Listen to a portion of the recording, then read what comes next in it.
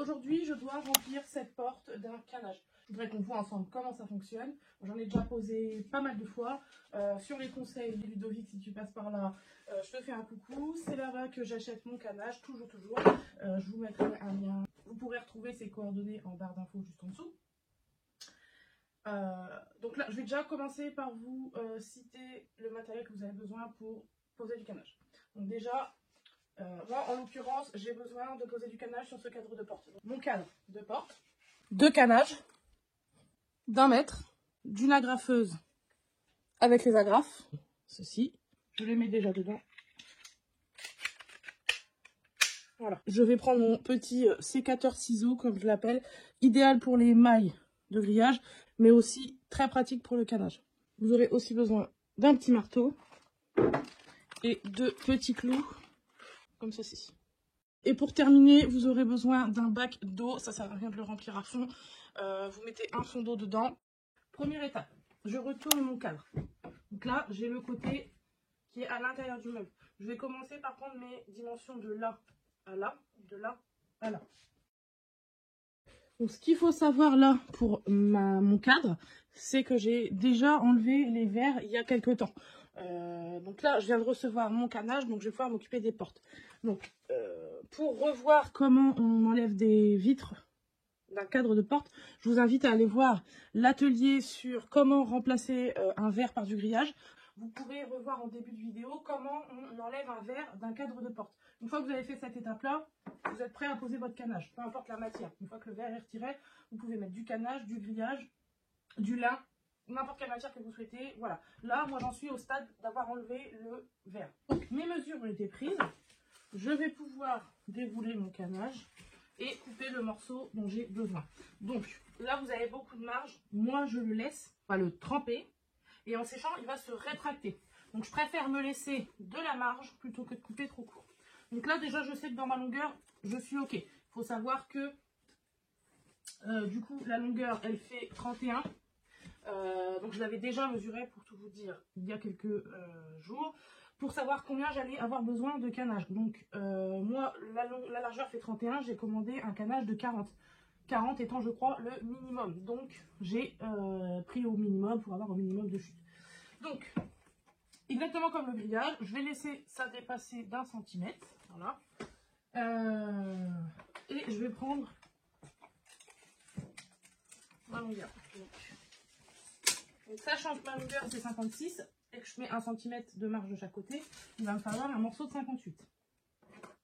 Donc 58, c'est là pour moi. J'ai fait mon petit marquage.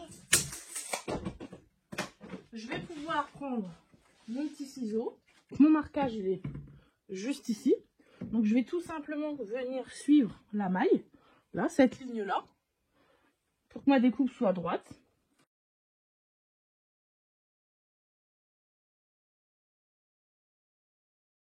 C'est là que votre bac d'eau, il va rentrer en jeu. Donc, vous allez prendre votre morceau de canage. Moi, je le replie en 4. Ça ne va pas le déformer. Voilà. Et je vais le mettre dans l'eau. Je vais le plonger dans l'eau directement. C'est important qu'il reste bien immergé. Donc pour qu'il reste bien immergé, il ne faut pas hésiter à lui mettre des petits pois dessus. Donc moi, je vais déjà mettre ça.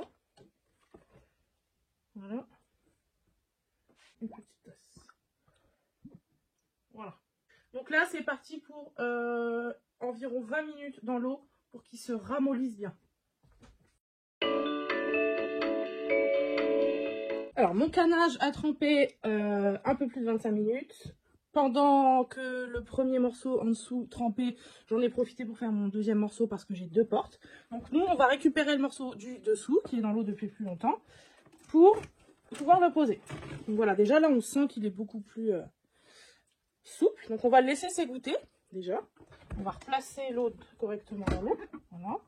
Il ne faut pas hésiter à mettre du poids dessus parce que ça a tendance à remonter. Donc on égoutte. Ça s'égoutte bien, vous allez voir. Hein, voilà. Voilà, là ça y est. Bon, ça va mouiller quand même votre support, mais c'est vraiment pas grand chose. Si vous avez un petit chiffon à portée de main, vous pouvez rapidement le sécher.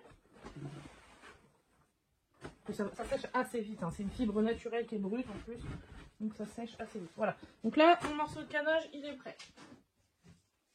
je vais pouvoir reprendre mon cadre de porte. Et attention à le poser dans le bon sens. Vous voyez, il y a quand même une différence. Vous n'allez peut-être pas le voir autant que moi. Et sur du sec. Voilà, sur du sec, on voit quand même une différence. De toute façon, dans le sens où il est enroulé, ce qui se passe à l'extérieur, c'est l'extérieur. Ce qui est à l'intérieur, c'est l'intérieur. Donc là, je sais pas si on va vraiment s'en rendre compte. Mais moi, je le vois. La partie extérieure, elle est légèrement plus jaune que la partie intérieure qui est légèrement plus blanche.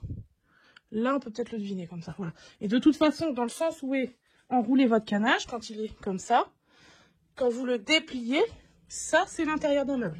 Ça, c'est l'extérieur d'un meuble. Donc là, j'ai retourné mon cadre qui est face vers l'intérieur. Je vais retourner aussi mon canage. Et vous inquiétez pas pour les plis. En séchant et en se tendant, ça va complètement disparaître. Donc, là, je vais faire en sorte de récupérer la plus grande marge d'un côté. On ne sait jamais, ça peut servir. Donc, ce qui est bien, c'est que vous allez pouvoir être guidé par le canage qui est rectiligne, si je peux dire. Où là, vous allez avoir toute une ligne où il est tissé avec une petite ficelle. Alors, je suis désolée pour les pros du canage si je n'utilise pas les bons termes. Donc, cette ficelle-là que j'ai, je vais venir la mettre au bord de mon cadre. De façon à ce que j'ai une ligne là, d'alvéole, qui va venir se coller vers l'intérieur du cadre. Voilà. Donc là, il n'y a pas besoin de créer d'angle comme on a fait avec le grillage. C'est beaucoup plus maniable, il n'y a pas de problème.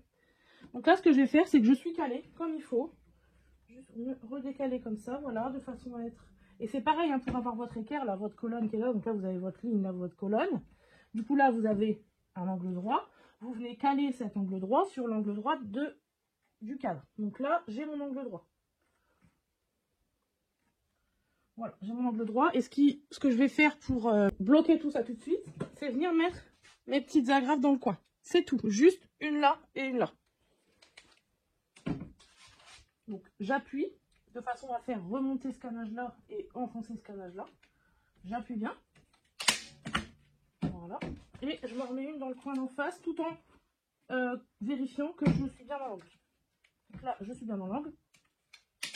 Je peux y aller. N'hésitez pas à remettre un petit coup de marteau sur vos agrafes.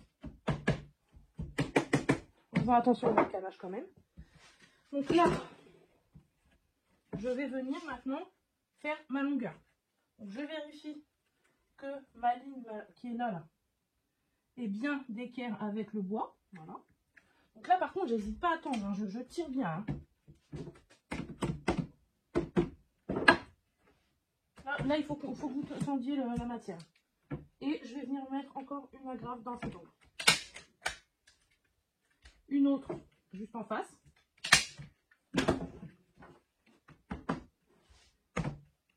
Voilà. Là, je vais venir en remettre une au milieu juste ici.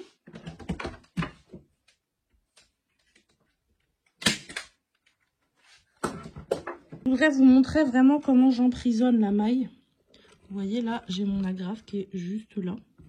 Et en fait, je l'emprisonne comme ça. Voilà. Et mon agrafe est à l'intérieur. Elle est sur le côté. Déjà, vous avez fait une bonne partie du boulot. Parce qu'avec ce côté d'accrocher, ça va vous permettre de tendre. Alors, ne tirez pas trop quand même parce que vous n'avez pas mis les agrafes partout.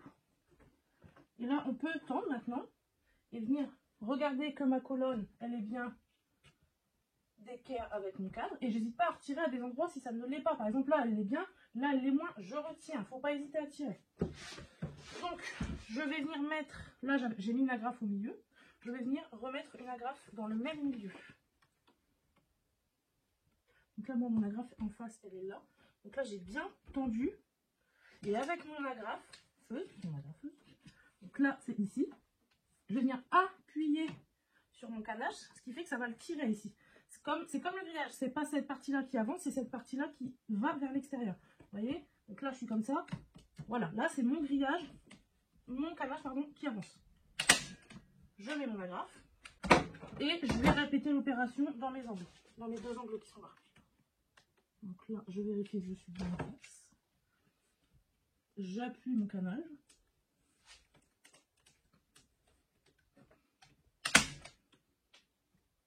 je viens en mettre un dans mon coin là, toujours en tirant sur ma matière. Voilà.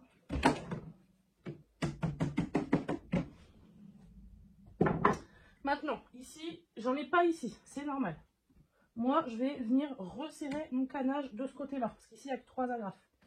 Donc, je viens resserrer mon canage.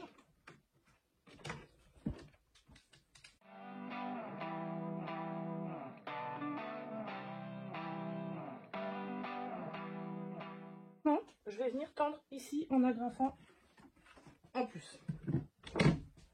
Donc, j'hésite pas à prendre la matière et à venir la tendre. Encore, on tend toujours de toute façon avec le canage. Hop, et j'y vais.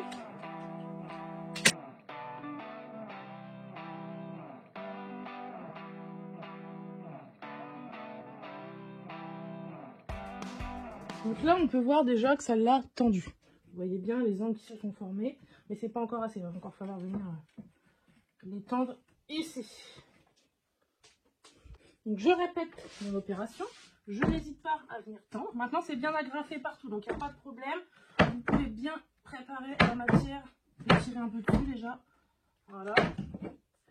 Et on procède de la même façon où on vient mettre ses agrafes en tirant la matière et on vient appuyer la graffeuse contre la main.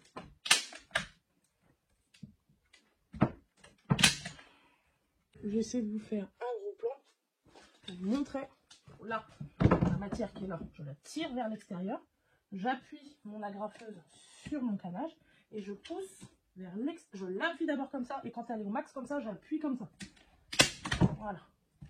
J'appuie en bas, j'appuie à l'extérieur.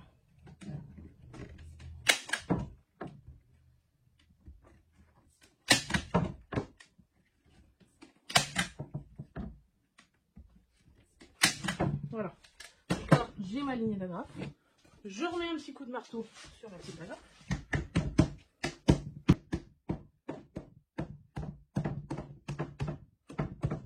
Voilà. Je vais pouvoir répéter l'opération de ce côté-là.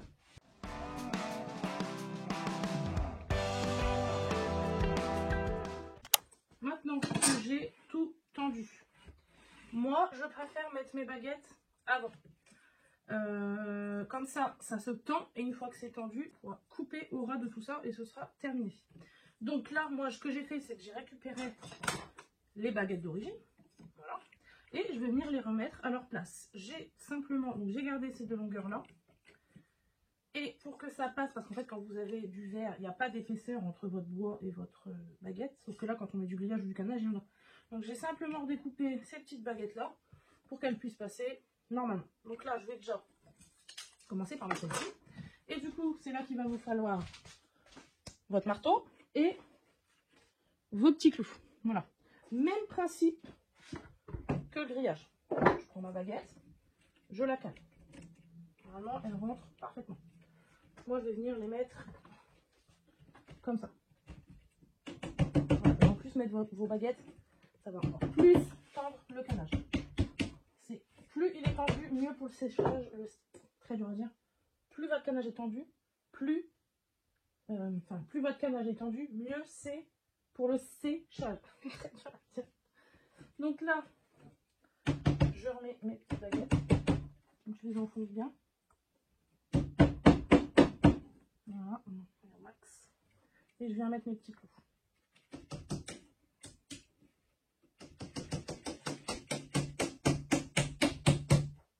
Donc je fais ça sur toute la longueur.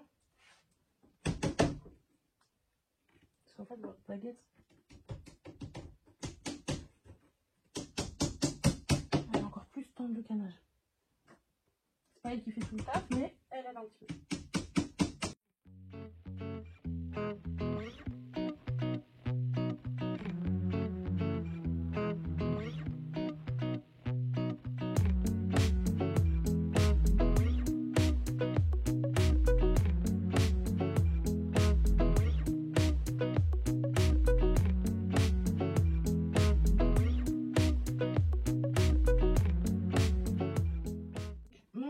Cadre est terminé, je vais le laisser sécher maintenant.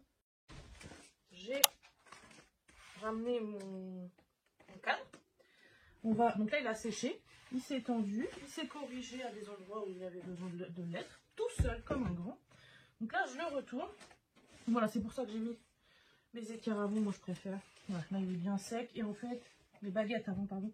Maintenant, je vais avoir besoin de juste venir couper mon surplus en fait. Et donc là, on va venir à ras-bord s'occuper du surplus.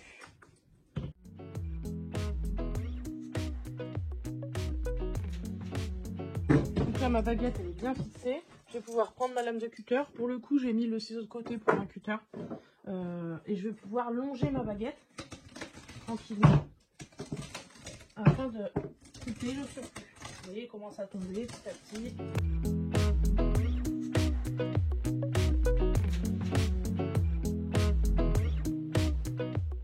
Là, je suis venue couper mon canage à fleur de ma baguette.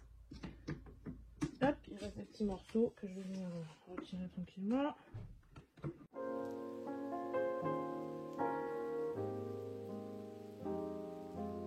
Mon canage est terminé. Donc là, on a l'arrière. Et là, on a l'avant. Voilà, l'avant qui est comme ça. Donc là, c'est tout tendu, c'est tout sec. Donc je ne vais pas pouvoir vous le montrer sur le meuble parce que je ne l'ai pas avec moi. Mais voilà, vous pouvez voir ce que ça rend comme ça. Donc voilà une porte avec canage. Bon, je ne peux pas vous la montrer sur le meuble parce que je n'ai pas le meuble. Il faut que j'aille les mettre en place la semaine prochaine.